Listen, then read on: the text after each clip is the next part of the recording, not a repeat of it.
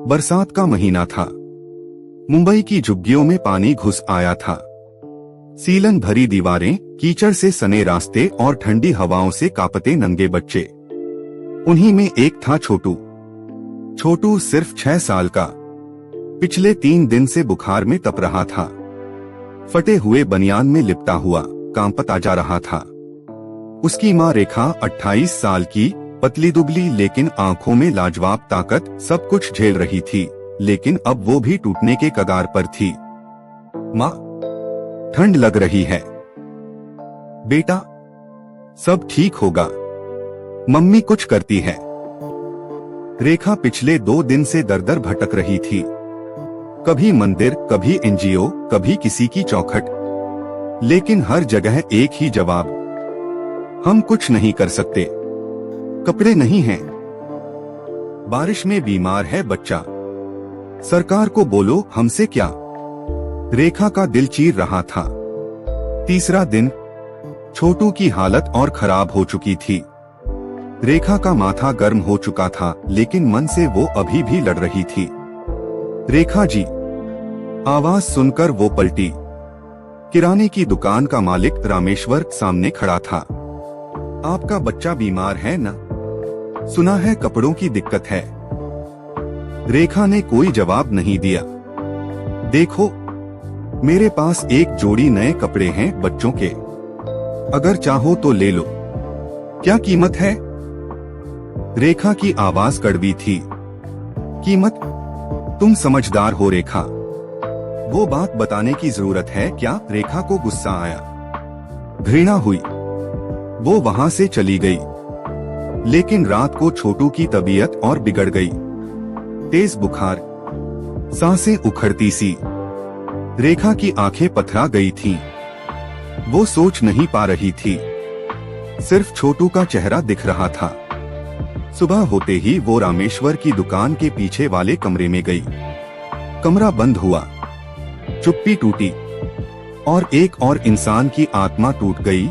ये कपड़े ले जा, और हाँ, अगर कुछ और चाहिए तो वापस आना मत भूलना। रामेश्वर हंस रहा था। रेखा ने कुछ नहीं कहा। वो सिर्फ छोटू को देखकर वापस आ गई। 2 दिन बाद छोटू की तबीयत सुधरने लगी। रेखा की आंखों में फिर से रोशनी आई, लेकिन उसकी आत्मा हर रोज उस एक रात को कोस रही थी। हर बार जब छोटू वो कपड़े पहनता, रेखा की रूह कांप जाती।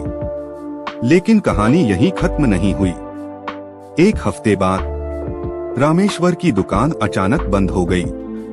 लोग कहते हैं कोई सीआईडी जैसा आदमी आया था, पूछताछ कर रहा था, कह रहा था कि रामेश्वर के पास किसी बच्चे की तस्वीरें मिली हैं। कुछ अजीब सी। रेखा चौंकी। उसी रात एक काली कार उसके झुग्गी के बाहर रुकी। दरवाजा खटका। रेखा यादव? हाँ, आपसे कुछ पूछताछ करनी है। रेखा को ले जाया गया एक ठंडे कमरे में सीआईडी ऑफिस। आप रामेश्वर को जानती हैं? हाँ। क्यों? क्या आप जानती हैं वो बच्चों की तस्करी में शामिल था? रेखा की सांस अटक गई। क्या? उसके पास कुछ सीसीटीवी फुटेज हैं, जिसमें आप भी दिख रही हैं। रेखा की आंखें डबडबा गईं। मैडम, मैं मजबूर थी। सिर्फ कपड़े चाहिए थे मेरे बच्चे के लिए। हमें सब पता है।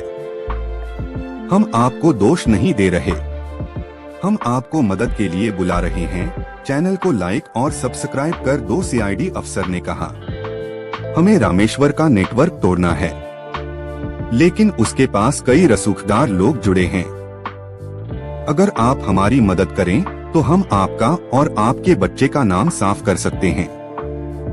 रेखा के पास रास्ता नहीं था, लेकिन अब उसमें हिम्मत आ चुकी थी। मैं मदद करूंगी। अगले 3 हफ्तों में रेखा ने रैम नाम के कोडवर्ड के जरिए कई लोगों की पहचान करवाई।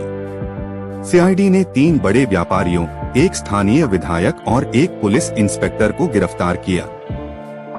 बच्चों की तस्करी, ब्लैकमेलिंग और अश्लील वीडियो का नेटवर्क मुंबई की जड़ें हिल गई थीं। मीडिया में ये केस रेखा केस के नाम से फेमस हो गया। रेखा को सरकारी सुरक्षा और नई पहचान मिली। छोटू को स्कूल में एडमिशन मिला और एक नई जिंदगी।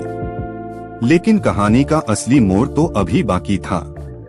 साल बाद रेखा अब पुणे में रहती थी, नए नाम के साथ। एक दिन उसकी कॉलोनी में एक नया किराना स्टोर खुला। दुकानदार का नाम मोहनलाल।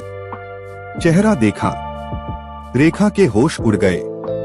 रामेश्वर वो तो जेल में था ना। रेखा ने तुरंत पुलिस को खबर दी। जांच हुई, पता चला ये वही रामेश्वर है। नकली नाम और आधार कार्ड के साथ भाग निकला था। लेकिन इस बार रेखा कमजोर नहीं थी। उसने सीधे प्रेस कॉन्फ्रेंस कर दी। अगर वो बाहर है तो कोई बड़ा आदमी उसे बचा रहा है। देश में तहलका मच गया। सुप्रीम कोर्ट ने सीबीआई को जांच सौंपी। 3 महीने बाद एक बड़ा खुलासा हुआ। एक केंद्रीय मंत्री उस नेटवर्क को चला रहा था। रामेश्वर सिर्फ मोहरा था। रेखा की गवाही के बाद सभी गिरफ्तार हुए। अब रेखा एक एनजीओ चलाती है, छोटू फाउंडेशन। गरीब बच्चों को कपड़े, दवा और शिक्षा मुफ्त दिलाती है। जब भी कोई उससे पूछता है, आप ये क्यों करती हैं? वो सिर्फ मुस्कुराकर कहती है, एक जोड़ी कपड़े ने मेरी जिंदगी बदल दी थी। अब मैं किसी और माँ को वो रात नहीं जीने दूंगी।